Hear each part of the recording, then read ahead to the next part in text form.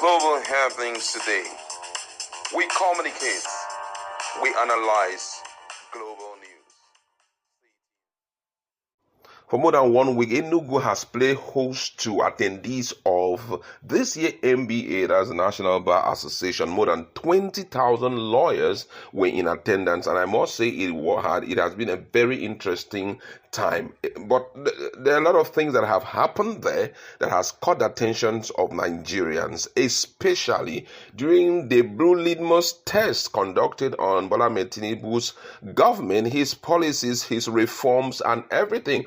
You get to hear the reactions of the lawyers. This was championed by the Channel TV Shehu as he took out time to list certain things that he needed the response of the lawyers. Get to hear their reaction. Now, after that, you're going to hear what Dr. Ezekwesili have to tell the lawyers, especially in a moment like this when it seems as though the judiciary is compromised. But then her viewpoint is one that shook the fabrics of the attendees. Let's watch these videos and we'll be back. Is Nigeria better today than 2 years ago?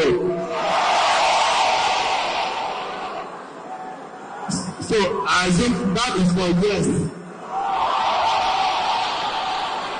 Is Nigeria better today than 2 years ago? Okay, let's go to the second question. Do you think,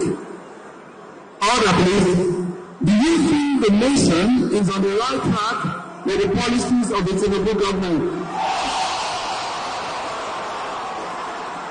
Okay. All right. My third question, and this is very important, and we need to also think carefully. Is your hope renewed? No, I've not finished the question. Hold on. I've not finished the question. Hold on is a longer sentence. Is your hope renewed now, or do you think this government is in touch with the present realities of the average nation? For those who agree, say yes. Those who disagree, say no. If you agree that the Minister of the Interior did a fantastic job in defending a very difficult situation of the country, put your hands together for him.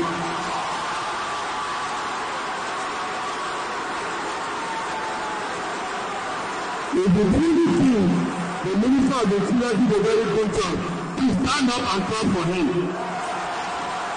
So it's a unanimous decision. All right, on that note, the yes have it.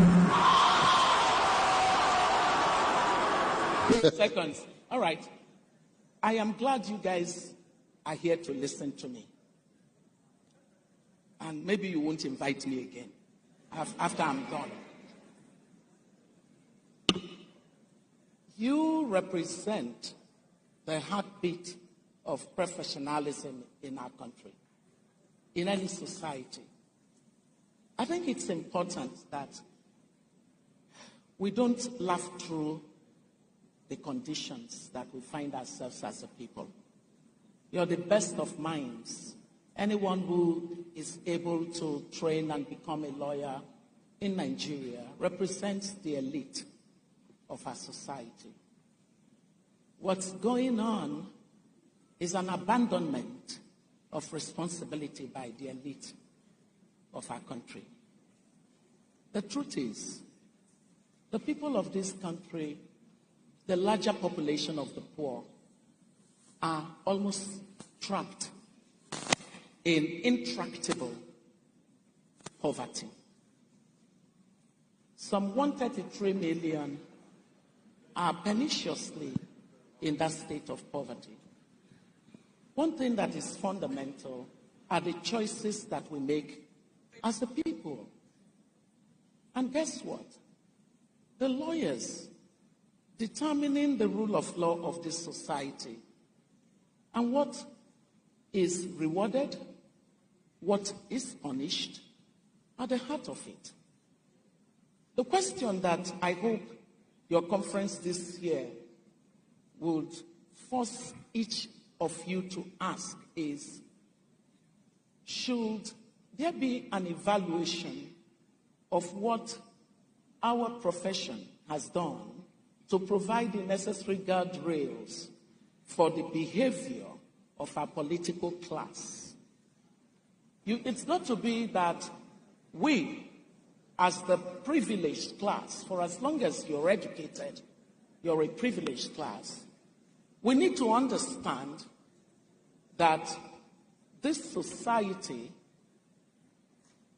lays prostrate for the poor right now, some 133 million of them, that a distorted incentive society is making it impossible for them to actually have a quality of life that is close enough to just being normal. And therefore, I am praying that as the legal profession, you can agree that there is serious discussions that are making it difficult for incentives to align in the direction where hard work is rewarded. This country has to go back to rewarding hard work. This idea that politics is the pathway to becoming wealthy is an anomaly.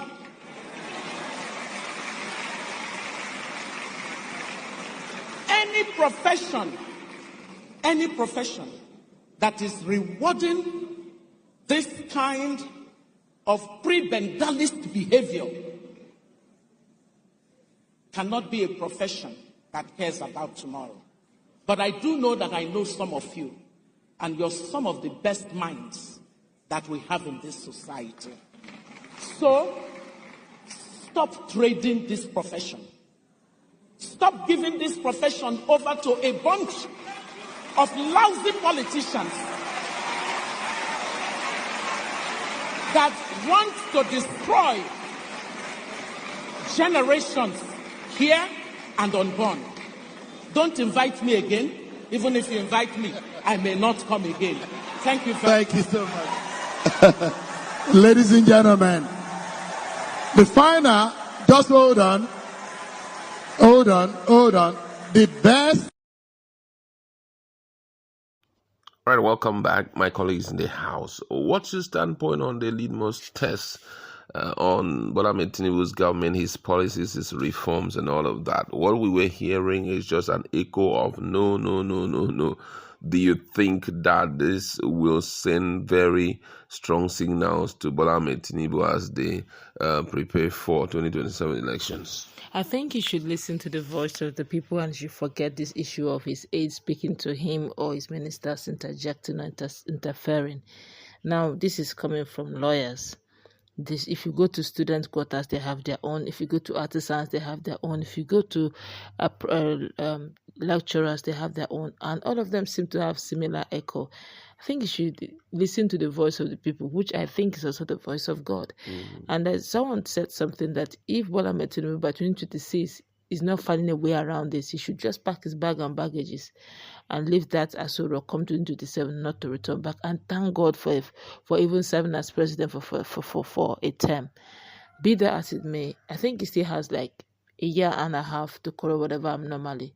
But it's going to be a tough one, judging the fact that those who ought to be on the same page with him are actually, funding him, but not, giving him the necessary support he needs. Let's hope he finds a way around it anyway. But for all the knows, it clearly shows that Nigerians are really not happy with this government. All right, that's what we'd like to.